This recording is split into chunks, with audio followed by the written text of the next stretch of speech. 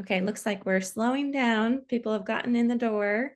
So I'll go ahead and start our introductions because I want to make sure we have as much time as possible to hear from our wonderful speakers. So again, good morning, everyone. Welcome. Thank you so much for taking the time to join us for this webinar. Before we get started, I'll introduce myself. My name is Dr. Christine Moody. I'm a licensed clinical psychologist and the lead on our post-secondary education and employment initiatives here at the UCLA Tarjan Center. The UCLA Tarjan Center is a federally designated Center for Excellence in Developmental Disabilities and your host for today's webinar. This webinar is part of our Access initiative, which stands for Advancing College Capacity for Equitable Student Success. Support from this webinar comes from a contract with the California Community College Chancellor's Office to provide training and technical assistance to the community college system in California towards supporting equitable access services and opportunities for students with developmental disabilities. And with that said, the target audience for today's webinar is college staff, instructors, administrators, but the content may be of interest to other professionals, families, and students themselves. So I know we may have a diverse audience with us today. Before we transition to the talk, I have a few logistical items to go over. We will be recording this webinar, and it will be available for later viewing on our website. Throughout the webinar, all participants will be muted. However, we invite you to put questions in the Q&A feature on Zoom. This is if you go to your Zoom toolbar, there's a Q&A button, and you can go ahead and enter your questions there. We'll try to get to as many as we can at the end of the presentation. For those of you who would like live captioning, we do have live captioning available. Here is the link to the live captioning in the chat. So if you go ahead and open the chat on your Zoom toolbar, you'll see the link, and there is live captioning happening there. I will also note that today one of our speakers has a captioning kind of embedded within the presentation. So you'll see that pop up underneath the PowerPoint slides. However, it is only for one of our speakers. So if you would like captioning, please go ahead and click on that link so that you can see captions for all of our speakers. Thank you. All right, so now on to our presentation, or talking about our presentation. So in today's webinar, we're going to be highlighting an innovative partnership focused on engaging community college students with disabilities in career technical education program focused on manufacturing. And the program includes partners at University of Rochester's Strong Center for Developmental Disabilities, a fellow UCED, Mohawk Valley Community College, or MVCC, and the Manufacturers Association of Central New York, MACNY. So in this webinar, we hope that you'll walk away with an understanding of how powerful these partnerships can be in creating opportunities for education, training, pre-apprenticeship and apprenticeship and employment for students with disabilities. And the speakers will be also sharing a bit about how universal design for learning has been incorporated into the model, the strategies they've used for coordinating resources and wraparound support for students, and how they're moving towards making the program sustainable over time. So we're joined by four lovely speakers today. Franca Armstrong, who is the Executive Director of the Apprenticeship Programs and Sociology Adjunct Faculty at Mohawk Valley Community College. We also have Colleen Blagg, the Manufacturers Association Manager of Corporate Services and Workforce Development at MACNY, and Patricia Dowse, a solution specialist and consultant who works to build pre-apprenticeship and apprenticeship job opportunities under the MACNY project that we'll be talking about today, called Advanced to Apprenticeship. And then last but not least, Brandy Solomon, who is the Employment Project Coordinator at the Strong Center for Developmental Disabilities at University of Rochester. So thank you so much for being here, everybody. And I'm going to turn it over to you for your presentation. Thank you, Christine, and thank you, everyone. Thanks for introducing my colleagues. So we're going to jump right in. I am Brandy Solomon, and welcome to our presentation for Advanced to Apprenticeship. which is all about advancing equity for people with intellectual and developmental disabilities and other disabilities in pre-apprenticeship programs for the manufacturing industry. So during our presentation, as Christine said, we're going to explore the power of partnerships in career technical education and our work towards creating pathways for students with disabilities. So some background. Why Advance to Apprenticeship and how did this partnership come together? Advance to Apprenticeship, which we also call A2A, is a pilot project that was developed through a 5-year grant provided by the New York State Council on Developmental Disabilities and partnership between the University of Rochester Strong Center for Developmental Disabilities, our UCED, the Manufacturer Association of New York, MACNY, and Mohawk Valley Community College in the Utica, New York area, as well as Center for Workforce Development in the Rochester, New York area. Today, we are going to focus on our pilot project within the Mohawk Valley Community College area primarily. The Advance to Apprenticeship pilot model was developed to begin to address that manufacturing workforce crisis and develop programming that simultaneously supports the untapped candidates who include people with intellectual and developmental disabilities, ensuring their opportunities to explore and enter skilled in demand positions. So more about why a pre-apprenticeship. Well, 85% of working age adults with intellectual and developmental disabilities are not working. And it's not for lack of skill, but opportunity.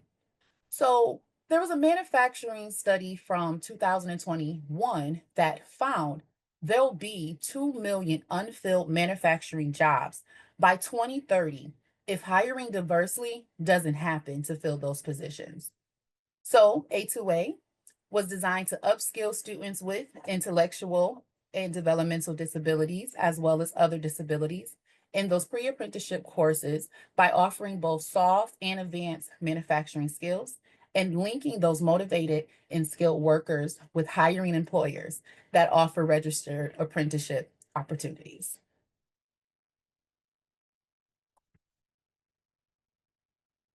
So in highlighting our partnerships, my name is Pat Dowse. I was introduced earlier.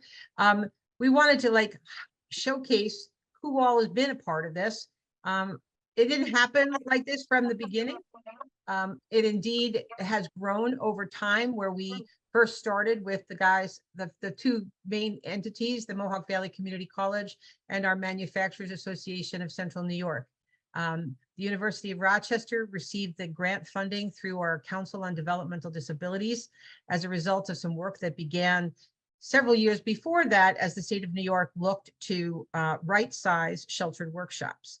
We advanced our interest and our connections to the manufacturing world in that venture. And as a result of that, we were able to connect with the Manufacturing Association and found out that the Mohawk Valley Community College, as one of our college systems within the state university system, had a very experienced staff and team there, working very closely also with the Manufacturing Extension Partnership.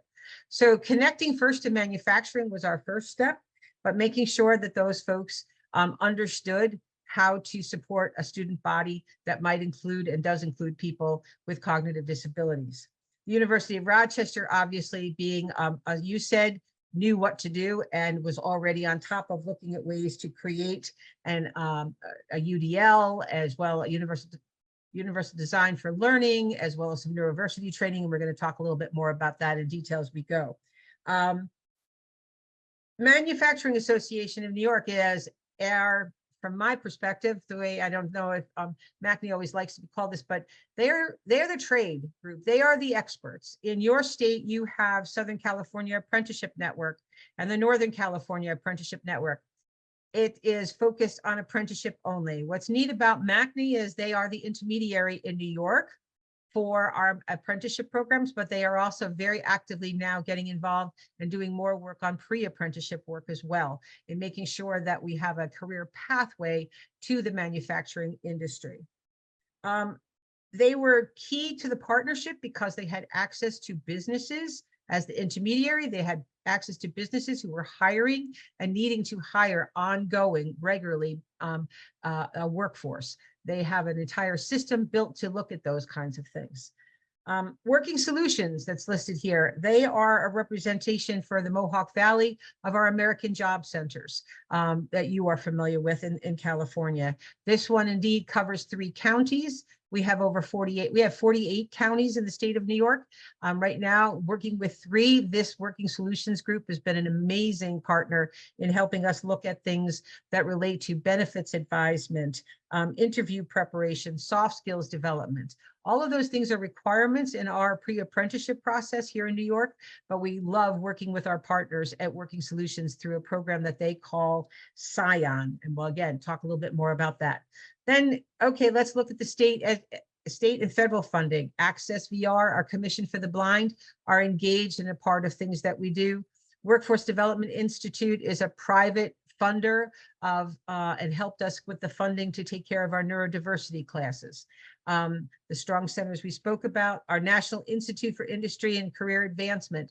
We were lucky enough because of someone that used to work at MACNY who advanced in her career to a national level to get connected to them. And we've just been sharing things as we go and learning from things. And last but not least, but obviously a partner that's very interested in what we're doing, since we're focused on individuals with intellectual and developmental disabilities, is the Office for People with Developmental Disabilities. They have a strong platform supporting individuals in our state to the world of work and have been excited about the outcomes that are coming from all of the work that we're doing. Next slide. So the advanced to apprenticeship model, as stated before, pre-apprenticeship, it's all about basic manufacturing, and it was designed in partnership with the Mohawk Valley Community College in Utica, New York.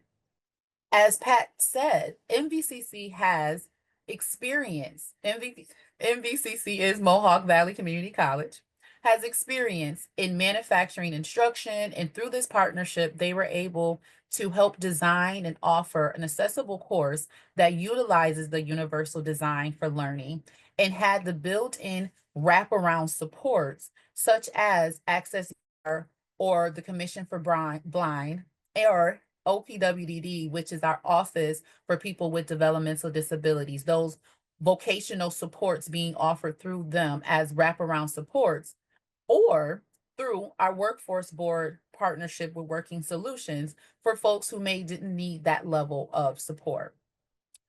A2A has been working to change that reality of people with diverse abilities working in the manufacturing industry by ensuring we are recruiting to the places where they are so that they can get the exposure to an industry that traditionally may have not been looked at.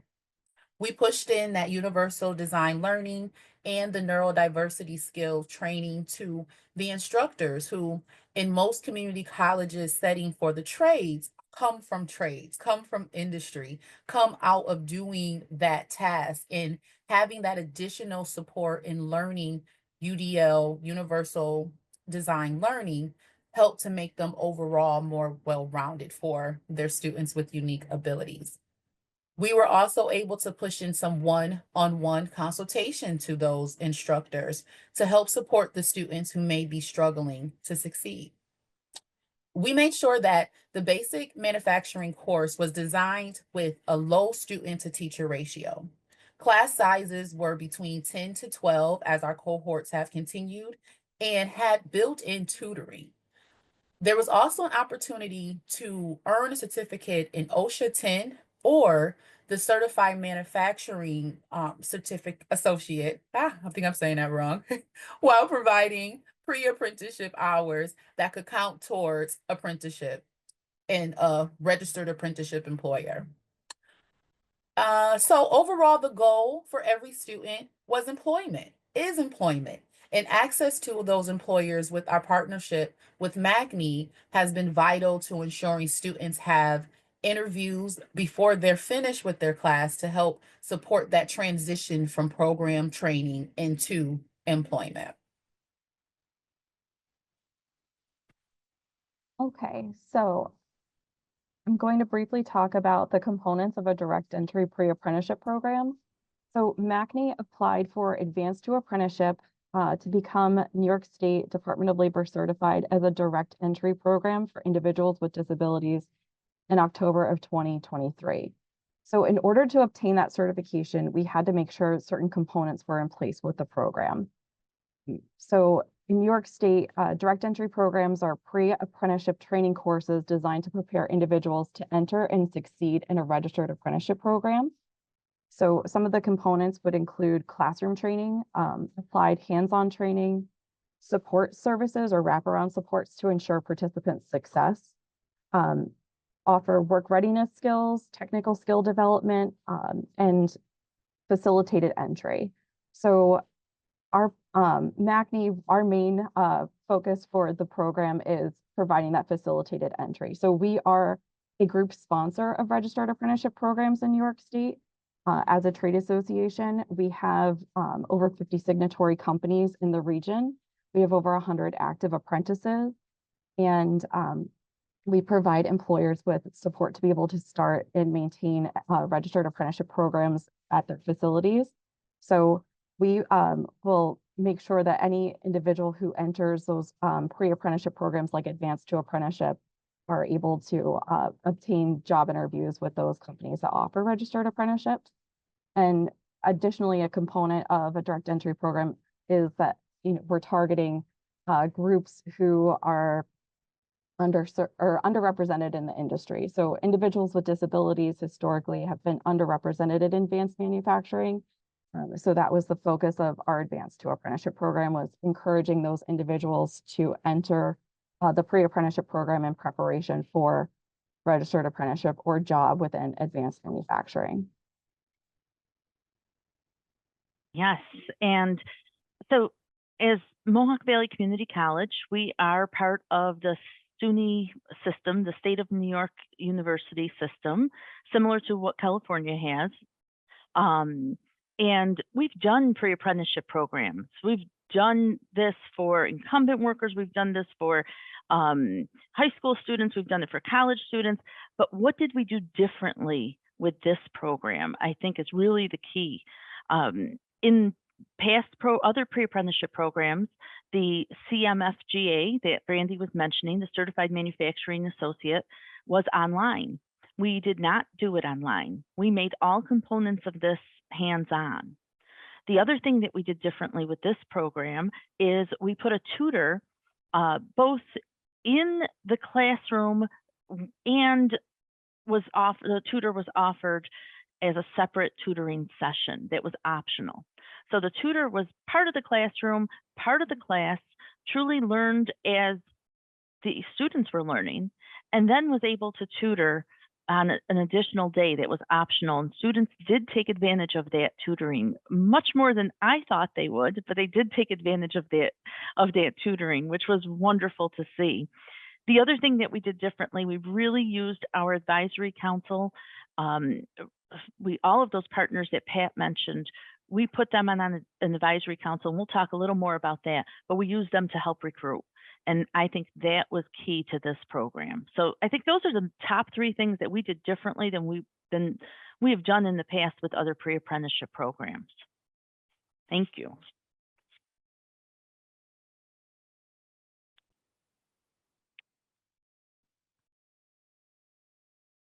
You're on mute, I Brandon. began talking about that recruitment process that we did through our advisory board, as well as the community partner agencies that were serving and providing supports for people with intellectual and developmental disabilities. We knocked on their doors and gave them presentations, talked to our care management organizations, as well as those vocational supports through our state agencies, making sure that they were aware of the program and that we were looking for the same people that they were supporting to come and be a part of this, because we had additional supports built in for people with unique abilities. So that inclusive marketing was essential in making sure that our class makeup was truly diverse and gave opportunities for exposure into manufacturing to our untapped talent that comes from people who traditionally have not been sought after for these opportunities. Let's see here. So a part of our open application was that we didn't have any requirements in terms of testing or assessment for people to be able to get into this program. It was truly based on interest. If you have an interest in the manufacturing industry, if you have an interest in hands-on learning and having additional supports like that built-in tutor, like our disability resource coordinator, which we're going to talk a little bit more about later, making sure that folks who had that interest were linked to the class with minimum barriers, because there are other programs in the career and technical education side within our state that requires assessments such as the test for adult basic education. We took that off the table to make sure that that open application brought in more candidates who truly were just comfortable with applied math and computers and 18 and older, because that's an OSHA standard, and interested in working with their hands and creating things and wanting to learn why they earn as they were taking those pre-apprenticeship courses. So the next piece that we have is that braiding funding. So Pat talked about all of our different partners, and many of those partners we were able to get some type of dollars from, starting with SUNY. SUNY has an apprenticeship grant that was instrumental in being able to help pay for the course. Working Solutions, which is our American Job Center in the area, has a radar grant, which is their regional apprenticeship development and readiness grant. How perfect is that?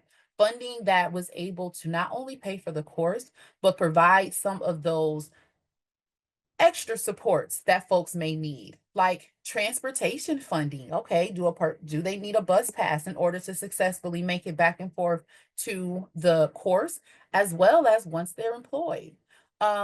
Such as childcare, if a person needed to tap into that, there were different supports available through that funding. There's also funding available through the Workforce Development Institute that helped to pay for the development of neurodiversity training for instructors, as well as that universal design for learning, training, and library that we'll talk more about. So pulling all of these funds together definitely made a difference. Of course, our overall grant from the New York State Council for Developmental Disability, all of them together definitely made a braid that was tight to be able to wrap around a student interested in advanced to apprenticeship. So more about those collaborations. Some of the benefits that our partners in education and the businesses received was overall that support. With the increased outreach that we were making to the disability community, making sure that they knew this opportunity is for you. Yes, the doors are open to everybody, but you're invited, and we want you first in line to be able to have these opportunities. So having that support increased not only the diversification of the applicants for the college, but also for the businesses. Also working with our built-in advisory boards, who happen to include some of those community-based organizations for supported employment and supported housing and care coordination and such. So the diversified applicants also were ready to be that pipeline into the manufacturing businesses, truly bridging that educational opportunities through MVCC, Mohawk Valley Community College, with the manufacturing career pathways associated with pre-apprenticeship and registered apprenticeship. That training, the benefits to the educational partners and businesses. We provided neurodiversity training to both education and business, along with additional training for the businesses about accommodations and how, yes, traditionally accommodations may sound scary or expensive, but there's some out there that may be no cost. And even the ones you may have to pay for may become the universal design of your business, of your plant, where, yes, this person with a disability needs it to do their job, but everyone gets to benefit from it. and overall those linkages to those community resources and state agencies. So for our students who came in without those linkages already, whether it was for benefit planning or housing or getting into supported employment or job coaching and such, we were able to make sure that those connections were made. Okay, so the goal for our advanced to apprenticeship graduates is, of course, employment first and advanced manufacturing registered apprenticeship opportunities. So I think it's really important to kind of briefly discuss what a registered apprenticeship program is and why it's such a great job training program for these individuals to enter into. So the first component of a registered apprenticeship program is business involvement. I talked earlier about how MACNY is a group sponsor of registered apprenticeship, and that's where we come in as number one on this on the 6 components of registered apprenticeship. So you have to have a sponsor to administer your registered apprenticeship program, and MACNY makes that easy for employers to do rather than having to do it themselves. So you can, if you're a company, you can sponsor yourself, or you can go with a group sponsor who kind of does all that administrative and background paperwork and helps you to set your program up at your business. The second component is related technical instruction. So apprentices, they learn on the job and they also learn in the classroom. So that's where MVCC comes in. Our SUNY community colleges have grants right now to be able to provide related technical instruction for our registered apprentices. And this pre-apprenticeship program was designed and set up so that we could award up to 37.5 hours of related technical instruction credit towards a future industrial manufacturing technician apprenticeship for our graduates. So that's been an important component for us and a bridge between both of the programs. So it kind of gives our pre-apprentices a head start in their future registered apprenticeship. The third component is structured on-the-job training. So you're learning and earning while you're working. So your registered apprenticeship program, each trade has an outline that outlines exactly what you need to learn in order to become a journey worker in your trade. So you work on those different work processes while you're on the job, and you are learning with a mentor by your side. So someone's teaching you those skills on the job according to the trade outline and the work processes that are outlined in it. You also earn rewards for skill gains, which is really important for apprentices. I know for myself, I really hate asking people for raises or for my employer for a raise. So it is kind of nice that it's a built-in component of a registered apprenticeship. You're completing your hours towards your registered apprenticeship program and that on-the-job training, you are earning raises as you go, and that's defined from the very beginning of your apprenticeship. So it's all the way up front for the apprentice to know, okay, if I complete 600 hours of my registered apprenticeship program, I might get $1 raise or 50 cents or something like that.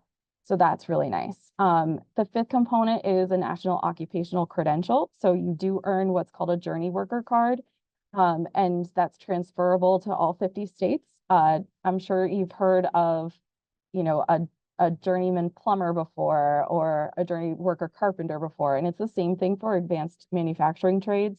You could become a journey worker, industrial manufacturing technician, or manufacturing engineering technician.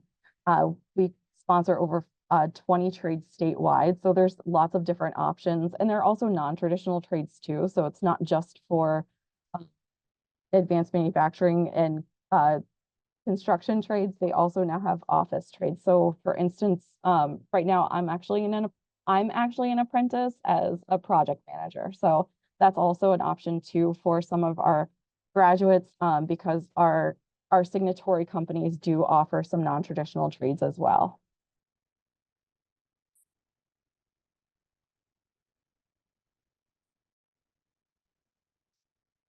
Okay, so let's talk a little bit about some outcomes. So we've given you some background, we've given you the components, and now we're going to tease you with a few numbers that relate to some of our outcomes. As a fledgling project, starting from ground zero, pretty much, we're pretty jazzed by these numbers. They're low, but they're important, very important. So we've had 3 cohorts, which just stands for our classes that we've run. Out of that, with that, we had 25 participants. You heard Brandy talk about the fact that our classes are small on purpose in order to be very personalized to the best that the college can do. In the midst of all the things that we've had going on too, recruiting teachers sometimes is always a lot of fun. And we know that community colleges are going to struggle with that. So it was also the reason though behind why we added the neurodiversity training and helped any of the professors, any of the teachers that were going to get involved to not be uncomfortable, or to the degree that they could be less uncomfortable with a teaching of a class like this. So we're excited by these numbers. 100% of our students achieved their OSHA 10 certification from cohorts 1 and 2. I'm sort of reading, but it's important to just emphasize these things. Opportunities for certified manufacturing associates, cohort 3 and beyond are going to got added to the process. We've been learning as we go. We had no model to follow. We've been building the model with our partners at Mohawk Valley Community College. The expertise that Colleen and her team brought to from the manufacturing world is kind of neat, being the consultant on the outside watching.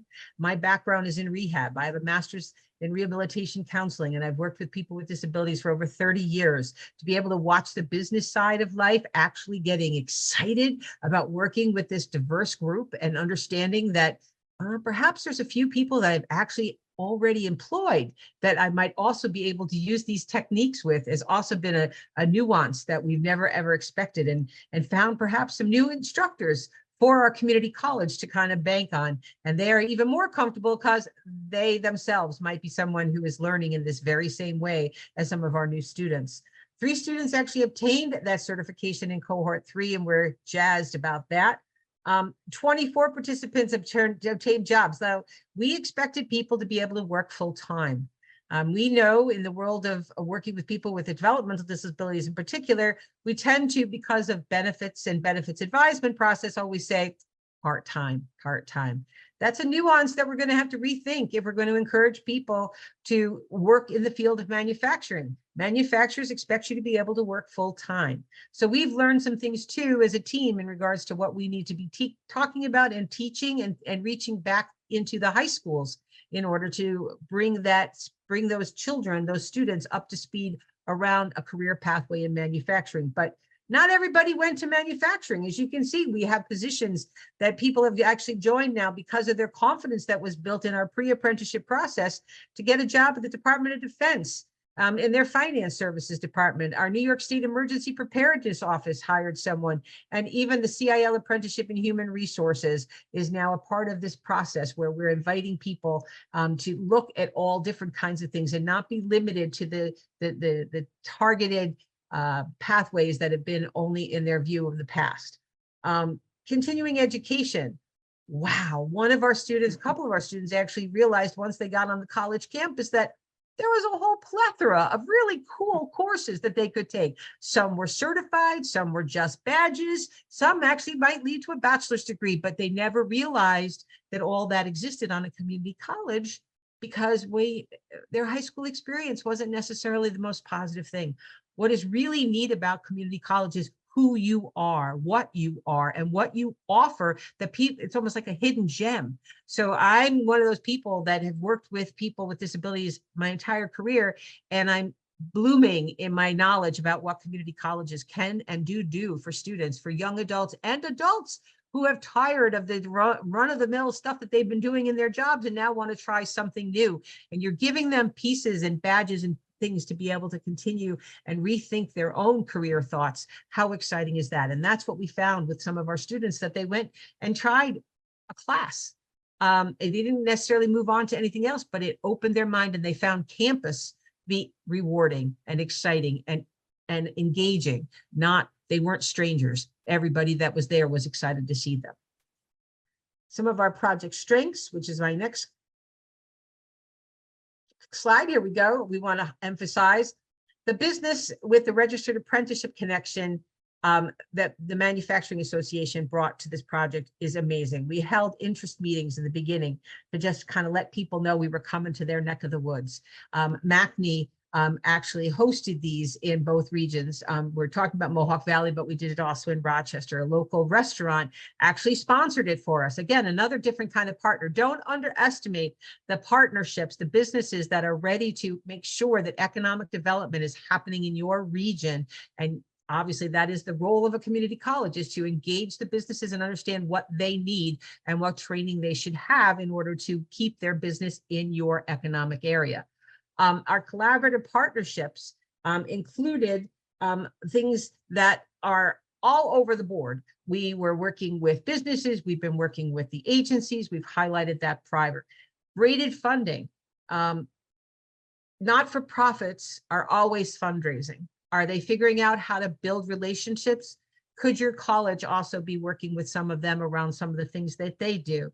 The field of developmental disabilities quite often is looking for that adult experience for their individuals. Might you have a space that you could actually host a classroom so that young adults with developmental disabilities might be able to already try out campus without the constant of the classroom environment, but to just be a part of a young adult environment where they can get along. Brandy did a great job of telling you about our braided funding in all different ways that we did it, but it's like no stone unturned. We are inviting everyone and anyone. We work with the American Job Center, who right now, with their emphasis on training and the things that have to come from their WIOA dollars, their Workforce Innovation Opportunity Act dollars. Wow, what else could we be doing in the training realm that we could be doing together? So we're moving forward. Each state is doing different kinds of things in order to support its workforce development. That's where that braided funding becomes important on the labor side. But hey, don't forget that there's also dollars on the disability support side. And how could you be learning about those things through your access office? The Department of Labor Workforce Board in the Herkimer Working Solutions. We talked about radar, but we also have this project that New York funds called SCION, which is New York Systems Change and Inclusive Opportunities Network, SCION. One of the key components to that is a position that they framed called the Disability Resource Coordinator. And truly that coordinator is someone that has helped our project figure out where all the resources are in the community in order to bring them together. So not any one partner was standing alone, but instead was working together under this coordinator process. Our advisory boards, we set them up. Let's be real. Most state grants, most federal grants, they ask you to create advisory boards. We weren't sure what they would end up doing other than that word advisors, but reality is they became recruiters. They actually became people that helped us figure out how to braid funding differently. They said, wait a minute, we have a program here under the VR system called pre-employment training services.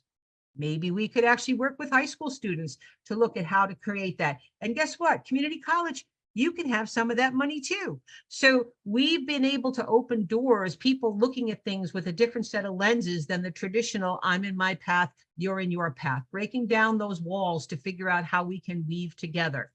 The exciting new component is the statewide collaborative accessible apprenticeships, a fancy word for, hey, we're all doing things similarly. Why don't we work together? That is a group of individual organizations that include, and you are probably familiar with this, I would think, Uniquely Abled, because I know Uniquely Abled actually started in California. Well, Uniquely Abled has found its way to New York, and they are part of our collaborative, as is our 3 other SUNY systems, our SUNY at Ulster, our SUNY Hudson Valley Community College, and of course, Mohawk Valley Community College too. And we all get together on a quarterly basis to say, what are you doing? What are you up to? What could we steal? Oh no, what could we work together on to figure out, because it's a great idea? And can we share other ways to do things differently? And we're going to continue that through this year as one of our sustainability activities in order to make sure that as the Manufacturing Association, Central New York, continues to do its work around the state, because indeed we are excited that we've actually received some funding, and I'll let Colleen tell you more about that, but to kind of spread this great program around our state. Colleen, you want to brag a little bit about the program? Sure. I think we're going to talk about that in a little bit, though. Oh, are we? Okay, then go for it. I apologize. Going out of turn.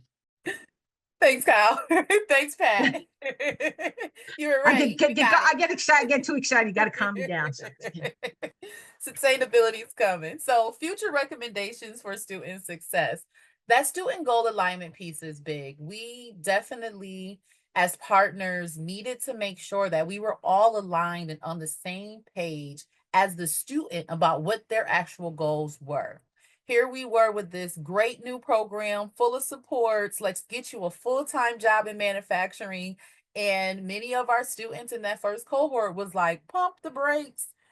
I can't work full-time. So we made sure that that benefit advisement piece was integrated into the class to give them some new perspectives about what they can do with benefits and employment and how they could possibly work their way up into full-time status, and just really giving them that exposure that these things are possible.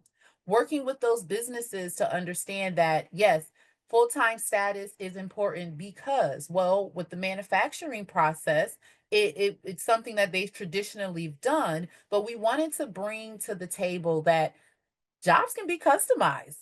Yes, 12-hour shifts are what you traditionally do, but why not 2 6-hour shifts? Why not? Like, just putting those questions in the air to see if they can form different. But for many businesses, it was no, this is how we produce, this is how we make our bottom line. So let's get our students trained up to that full-time status.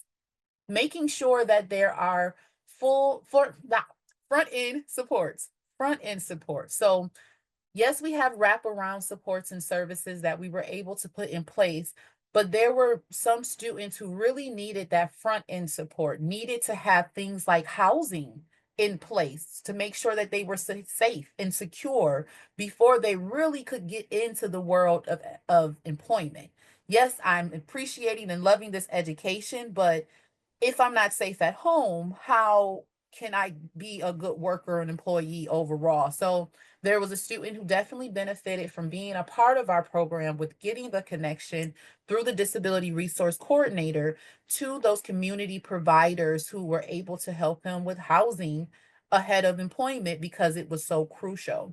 There were other students who knew about Access VR or maybe tried them in the past, but didn't know the full gamut of what they could be provided. And then overall, when it came to that transportation support and case management, making sure that the students had what they needed. And so the more that students come with that in hand, in pocket, the more focused and attentive there are to the process of actual training. So that's a part of our recommendation. And then that industry knowledge, making sure that not only the people we support, the students, get that industry knowledge, but how do we continue to get to those students? Well, the case managers, the teachers, the job coaches, making sure that they know manufacturing industry is here to stay and they want people of unique ability. They want people from everywhere because they have a workforce crisis, and manufacturing really helps to make our country go round. So hand in hand, tap into this untapped talent with the workforce crisis so that we can continue to produce the things that we need to in manufacturing, which I learned when it comes to apprenticeships, it's everything from being a brewer, a distiller, to being a commercial sauce maker. There's so many different positions that fall under manufacturing that the days of the old plants that are dark and scary and stank and dirty are pretty much behind us because most facilities have clean rooms. They are aspiring to be the spotless facility because there's awards attached to that now, and it's overall better for the customers and the employee morale. So industry knowledge is definitely vital for all of those components, making sure the job coach know, the teachers in high school know, even in middle school, as well as the students themselves who we're looking to get into the programs. So another way that we are working with the instructors on the community college side is with Universal Design for Learning Library. You want to talk a Yes, little more about it, Franca? I would love to. So the University of Rochester did an amazing job putting together a universal design for learning video library. Clearly, they understood that teachers' time is limited, and a video library is a great way to get the information out there at the teacher's own pace and their own time frame. However, we were the first pilot program with A2A was the first pilot program. We were very early on. This was not developed yet. And Brandy and Marilee came to me and said, well, we would love to provide it in person. And I said, okay, knowing that, you know, their teachers' times are limited, knowing that they may have access to universal design, other places, perhaps, other ways. I said, okay, let's try it. Let's see. We have 2 instructors, 1 tutor. We know for sure we have an audience of 3. So let's see how many we can get to show up. And when I put the call out for the UDL training, I was pleasantly surprised. We filled the room, and the room capacity was 35. We filled the room with 35 individuals, eager and interested in UDL. And it was a fantastic session. It was so good that I could not participate myself because I had to go into the other room because there wasn't space for me. But after I kicked it off, but I was thrilled, absolutely thrilled to see the eagerness and the interest that all of both faculty and staff at MVCC had in the topic, which shows to me sometimes if you're working so intensely on a project and you think you know your audience, you think you know your college, sometimes you're pleasantly surprised at what people are eager to learn more about, and this was one of them. So I was absolutely thrilled. Thank you. So as a part of that Universal Design for Learning library, we offer different video trainings, informationals on the UDL basics, behavior skills training, that function and treatment for challenging behaviors, as well as executive functioning and assessment and evaluation tips. This library was funded by the Workforce Development Institute, and we are very pleased that we were able to work with our partners to pull in some additional resources on Universal Design for Learning from Uniquely Abled, as well as the SUNY State University of New York UDL archive. So we're really looking to continue to add and build to it as there's more information to share, but making it that asynchronous process so that instructors from all walks are able to tap into some additional professional development. So Advance to Success, one of our students from our very first cohort, Mark, agreed to have us share his story. And Mark is all of our students are special, of course, but Mark came with some background in manufacturing. He had been working for a local company and was doing okay in being a process technician, but was having some struggles with his communication. Understanding that, what was given to him was what was expected of him, even without anyone giving him prompts and reminders to keep things going. So he was a year in employment and a little bit on shaky ground when he was introduced to the Advanced to Apprenticeship training. He was luckily introduced to it through his Access VR counselor, his vocational rehabilitation counselor in New York, who let him know about the project and connected him to me, and I was able to give him all the details of the program. And once he put in his application, he actually decided to step away from his job because it was pretty much an ultimatum of you can leave or be asked to leave. And he took this as an opportunity to really lean into this training program, to give it his all and really not only get more about basic manufacturing, because that was the field that he was in, but to take all he could get from the instructors on our soft skills side, that professional communication, that leadership development, confidence development, understanding those nuances and unspoken rules of the workplace, being a team player. He was definitely one of our students who, at the end of the program, kind of felt that brotherhood between the other students, because our first cohort happened to be all boys, not by design, it just happened that way. But they definitely bonded together and were able to help each other through to the end. Mark shared that going through this program helped him to get the job. So, yes, Mark started in manufacturing when we met him, enjoyed the manufacturing course, and had intention to move into that space within other companies. But after gaining more confidence through the interview process that was able to be hosted by MACNY with 3 local employers ready to hire, by going to some job fairs that were promoted by the Disability Resource Coordinator as supportive employers in the area, Mark was actually able to land a job with the Defense Finance Accounting Services for the Department of Defense. So he is a contact representative who spends his days now communicating with current, active, and veteran service members, helping them to check on their finances, move money around, do all of those different accounting services. And he's still a part of our state vocational support services, getting weekly job coaching off-site, making sure that those communication skills stay sharp.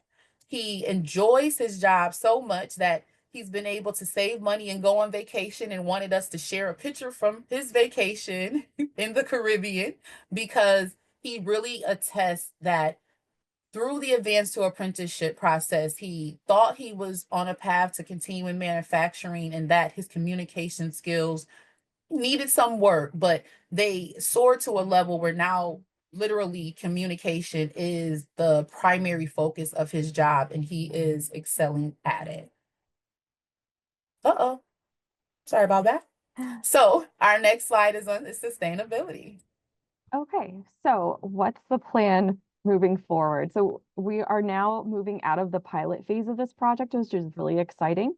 But that also means that the University of Rochester, who's led this program for the last 5 years now, is going to be taking a step back at the end of March of 2026. And MACNY will be leading the project moving forward. MACNY is part of an alliance, a statewide alliance of like-minded organizations. And you can see that here on the screen.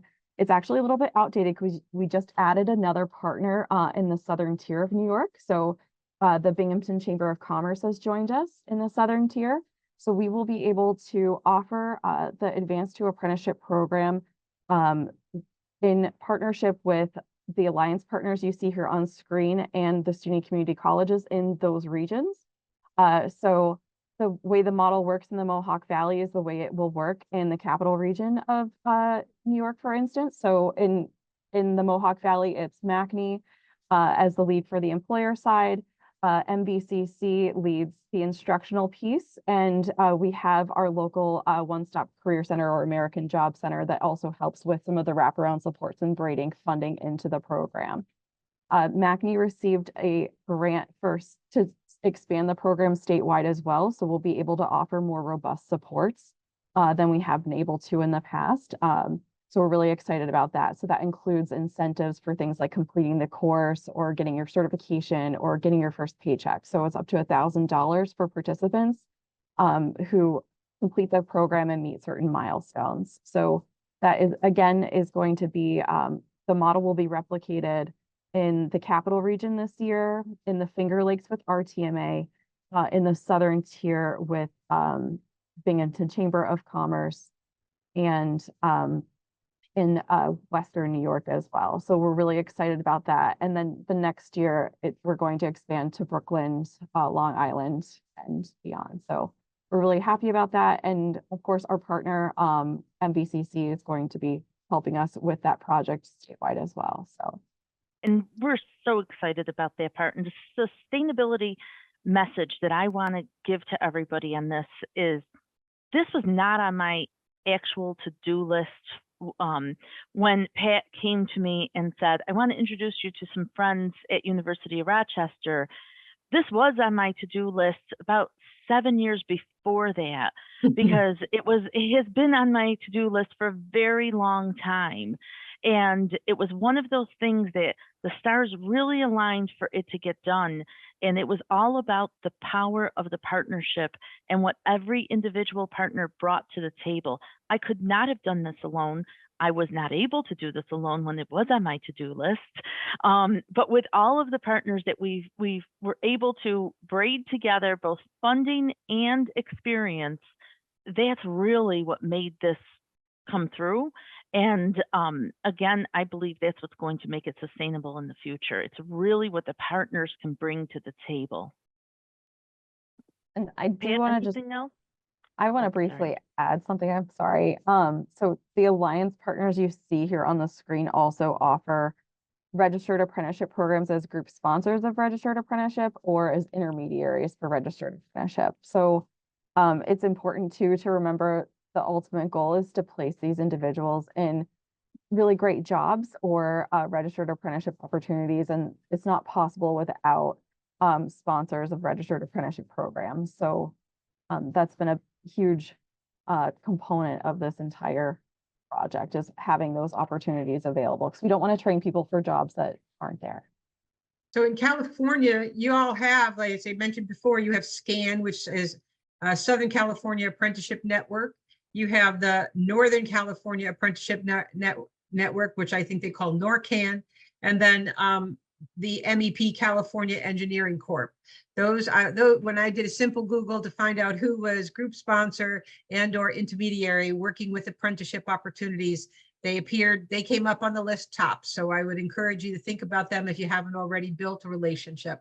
And there, Christine is already putting things into the chat box for you, links that you can check into. And they had a robust website, all three of them, for different kinds of things that they're doing and looking for partners in the process of making sure that your workforce in California is robust too.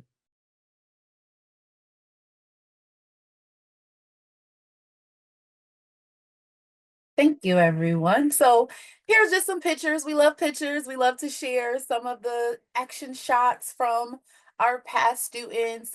We had a little ceremony for our OSHA certificates. All students were able to take advantage of OSHA 10 certification right in class, which was a new component, like Franco was talking about, having that hands-on in-person experience over just setting a person in front of the computer, which definitely added to not only that competency, but everybody being able to accomplish getting that certification. Some shots from some of the business tours. We were lucky to have businesses open their doors to us, so that not only did the students get that experience within the manufacturing classrooms at Mohawk Valley Community College, which are outfitted with the latest technology and CNC and robotics and laser cutters and all these things that I'd never seen before, being in human resources. The students also got to see for themselves how shops and different businesses in their community operated. And we were able to put together our year 3 evaluation report. We're currently in that year 4. And like Colleen said, our project is sunsetting for the university in March of 2026. But I did see a question about how is the university leaving going to affect things. I think it's more of us being able to bridge that gap with, we seen this as a issue, something that needed to be addressed. We were able to come to the table with some funding, partner and braid with everyone else, provide those resources, and even ongoing as MACNY takes the lead with this project, with now this pre-apprenticeship direct entry program, we are able to continue to provide those resources through the Universal Design for Learning Library, as well as training to businesses in neurodiversity and accommodations, and making sure that inclusive marketing stays at the forefront of the conversation for employment first across all employment opportunities in our state is the university's continued focus. And as we look at those student participants, a couple quotes from them I have. That one student said, "The course taught me how I interact with people. various kinds of people from all backgrounds. It provided me a better idea of how I will deal with people in different situations in the workforce. Another student said that I learned about the different kinds of manufacturing paths and things that were interesting to me. I enjoyed being in a classroom with others and wanted to learn more about it daily. It was excited to learn about it every day. That excitement for learning definitely led to continued education for several of our students through more of those free professional development courses like computer programming and robotics that Mohawk Valley Community College offers, as well as some degree programs leading into bachelor's. So overall, the goal of Advanced to Apprenticeship is employment outcomes in the manufacturing space, but we've seen how this program truly blossomed with the power of partnerships to creating opportunities for our uniquely able folks who may have not have known the manufacturing industry was for them before. Are there any questions? I started to see some come through, so I was trying to answer a few of them, but team, we have a few here. All right, awesome. Thank you so much for that presentation, all of you.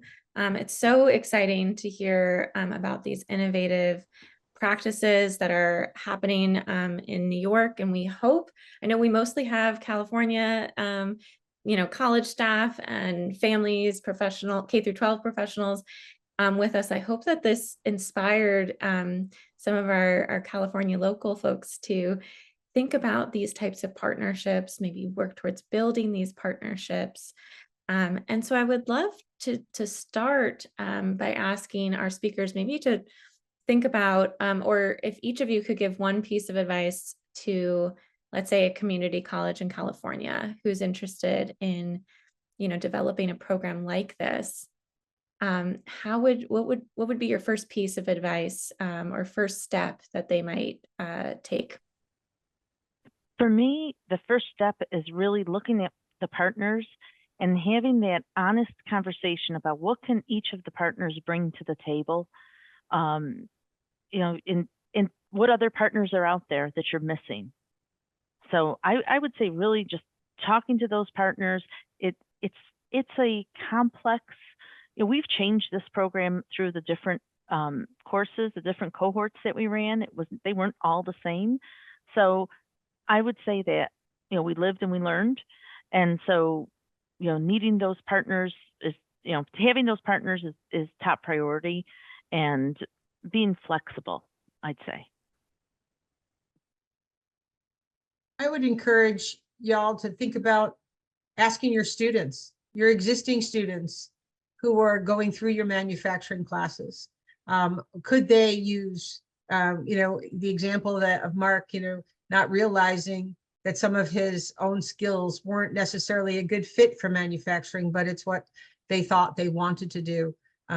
What's neat about community colleges is that you aren't set in one pathway. You can try all different kinds of things. And to that end, I'm going to encourage you just to ask your students what they need and what they want. They may know other students, other colleagues, other friends that might be interested in joining the college, but wouldn't know how to do that. So being able to open that enrollment process, the way we took away the testing, we did learn that testing for an individual with a cognitive disability and other kinds of cognitive challenges, and that could include years and years of behavioral health issues. You don't just have to have an intellectual and developmental disability diagnosis to have a cognitive lag, unfortunately. So a test is a scary thought. Look for ways to encourage them to try, stepping the career pathway process that is highlighted in WIOA is something that we've been engaging more thanks to the work from the Job Center too, and helping us create the steps, the badging, technical services, support services. Don't be afraid to add components as you go along. I want to echo what Franca said about the flexibility too. And I think one thing we didn't really mention here, but I think is a great tip is we did find people who worked in industry who had an interest in becoming an instructor and put them through an instructor boot camp. So MVCC did a great job of sourcing individuals from industry to come and teach the participants, which was really great on the employer side because they kind of got an insider's view of like the talent that we were training. And so there was some additional interest in hiring those individuals because the instructors were able to kind of vouch for them. Good point. Thank you so much for sharing. And it's so incredible how, you know, that last slide, I think, Colleen, that you shared with all of the expansion of the program to different areas across New York. I'm curious, and we've got some questions too about engagement with businesses and with apprenticeship programs and industry, and what would be kind of your pitch, or how are you pitching this? How do you get industry on board if you were a college kind of, you know, trying to sell or talk about, you know, the benefits of this type of program? Do you want to take that, Franca, or do you want me to? I'll take it, but I'll talk about your work because what Colleen did was it was phone calls. It was phone calls to companies that she was already working with on the registered apprenticeship side and saying, you know, this is what we're doing. This is the class that we're offering. These are the skills that we are offering, you know, that we are teaching in that class. Would you be willing to do some mock interviews? Would you be willing to do some real interviews? So we had both mock interview as part of our training, and then we had people who were ready to hire. We had companies that were ready to hire. And it was really Colleen's work of talking to those companies, calling those companies up. It wasn't an email blast, I'll tell you that. It was definitely a lot of hard work and interpersonal connections with those companies. I think MVCC too aligned the program with our industrial manufacturing technician trade. So that's something that we really have pushed with our signatory companies for our registered apprenticeship program, is the industrial manufacturing technician trade as a first trade, a stepping stone into a longer trade. So that one's only 16 months. And then the other trades are usually about 4 years long. So it's a career pathway and it's like a stepping stone into some of those longer trades. So the a majority of our employers now offer the industrial manufacturing technician trade as a registered apprenticeship, and this program aligns to that trades related technical instruction. So these individuals get a head start on that IMT trade too. So it is aligned with industry needs, and it does provide some credentials that are needed in the industry as well. So like part of the program was the participants receive their OSHA 10. Well, that's a requirement for the IMT trade in New York State. So it's just aligning with industry needs too with the instruction. Yeah, I think that's such a valuable, you know, piece for community colleges to be, and colleges to consider in terms of aligning the instruction to industry needs, because that's how you're going to hook industry for sure. And I love what Franca said too around really kind of building those relationships and, you know, maybe starting with a smaller ask, you know, do you want to come do some mock interviews with our participants? And then, you know, you kind of see, you get them involved and they meet your candidates and see how qualified they are. So that's great. Amazing. As a follow-up to that, we did have a question come through, just since it's so closely related, about who would be an initial contact, like, you know, with an industry partner, who would be like the position that you might recommend reaching out to first? And if you have any insights on that. Oh, that's kind of tough. I think it just depends on the company. We're a trade association, so we do a lot of networking events just as a rule. That's part of what we do at MACNY, is provide networking opportunities for our member companies. So we meet lots of folks from CEOs to HR people to operations people, and it really just it depends on the company and the way it's structured. So sometimes you find your champion at the CEO level, and they tell the HR person to contact you about registered apprenticeship and pre-apprenticeship. And sometimes it's the HR person, and you kind of work your way. So it really just depends on the company. But I think what has made us so successful is that we are a trade association, and we like put our members first in all things. So I think that we've built a lot of trust. So they're more willing to talk to us about these kinds of opportunities. And with that, Veronica, you at MVCC though, you have networking with your businesses, right? Don't you as a college invite them to come in and learn from you, right? we definitely do. And we're also part of, we are the only community college in New York State that has the Manufacturing Extension Partnership, the MEP, as part of the college, the community college. So I would start with either, if it were me wanting to start this program, having the hindsight that I have, I would start with either the Manufacturers Association in your area or the MEP in your area. They're going to have the connections that you're going to need in this program. So, and definitely that working solutions is going to be key as well. And the resources that everybody will bring to that table is going to be much more abundant than you could imagine. Is it reasonable that we also use a career technical education system within the at the high school level as feeders for what might be happening at the manufacturing training that's happening in our community colleges? Would you sanction that, or am I? No, I would completely agree with that. Whether in New York State we have something called P-Tech, which is part of the career and technical education. So either in the high school level or even the BOCES level. I'm not sure if that's anything. Yeah, that's where I was going. Familiar, but in California, I'm sure there's VOTEC centers, and I wonder. I mean, I sit on a community advisory board for my local VOTEC center on purpose to make sure that I can meet businesses that have a need to hire a diverse workforce. I mean, that's the advocacy work that I do.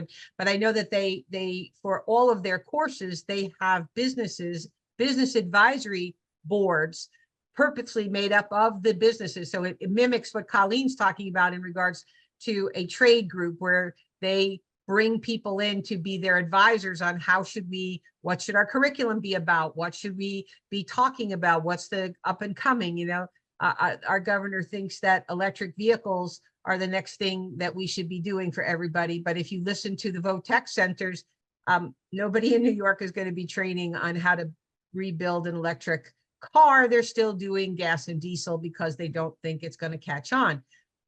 Okay, so industries working with them, talking about that stuff. So how do community colleges connect might be another way to think about it. Yeah, I would agree. Okay, amazing. Thank you so much.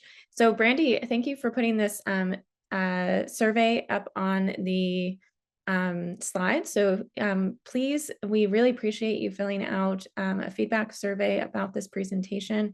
It gives feedback to our speakers and as well as to the Tarjan Center, and allows us to continue hosting webinars like this. We're going to continue doing question and answer, but we're going to leave this QR code up. You can scan this with your phone, and maybe Brandy, if you're able to put the link in the chat to everybody in case that's easier for individuals to access. So another question that is coming up in the Q&A, any ideas about ways to support students in CTE programs that have a lot of environmental or kind of sensory triggers that lead to overstimulation? So I'm curious if you all have encountered that with your students and having navigating kind of maybe loud noises or other types of environmental triggers, and how you've navigated that.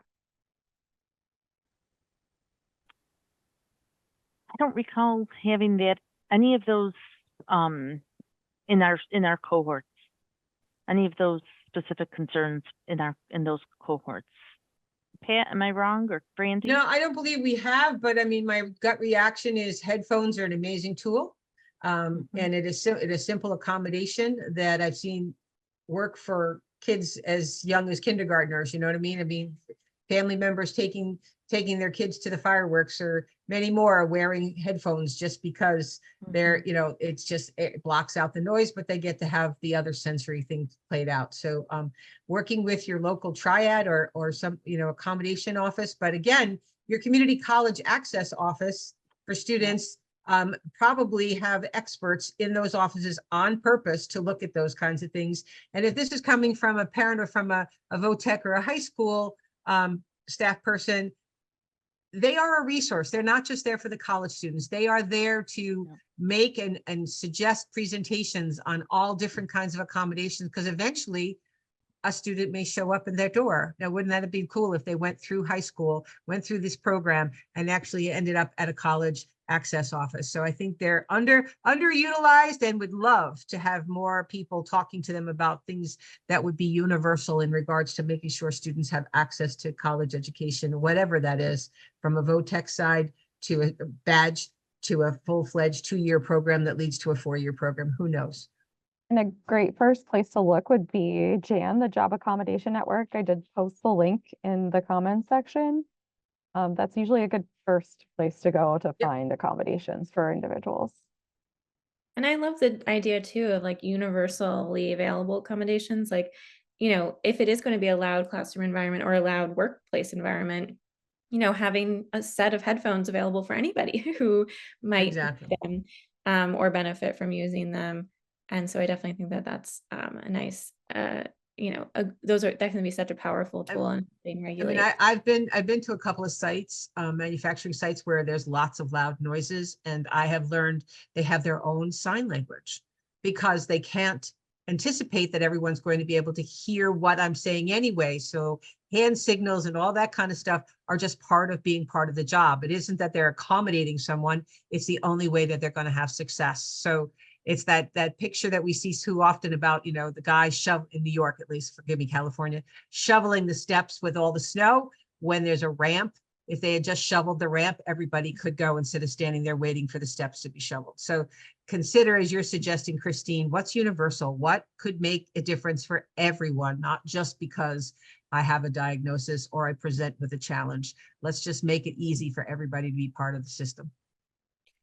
Awesome. And I know that I think Brandy, when talking about the student success story, was talking about those professional social skills and communication skills. And we do have a question about someone who's running or teaches machining class here in California, and wondering any advice on helping students with those social skills or approaches you took in this program to support that incredible growth you described. Like ping pong, who wants to go? So You take it, in Brandy. terms of the social skills, we were extremely fortunate to have our instructor be a disability resource coordinator as well, who was on a constant basis providing this professional skills training. They had their curriculum already together. A lot of that had to do with the team dynamics, making sure that students understand the importance of working independently, but also working with others, that conflict resolution. Some of those unspoken rules of the workplace took some extra time to help students understand things like, okay, you're told to go on break. Well, you need to understand what break means, right? How many minutes is that, as a part of that communication and the social skill development, so that you're not doing something that isn't within the work culture. You have 15 minutes, make sure you look at the clock, use a timer, getting those different tools in place for folks.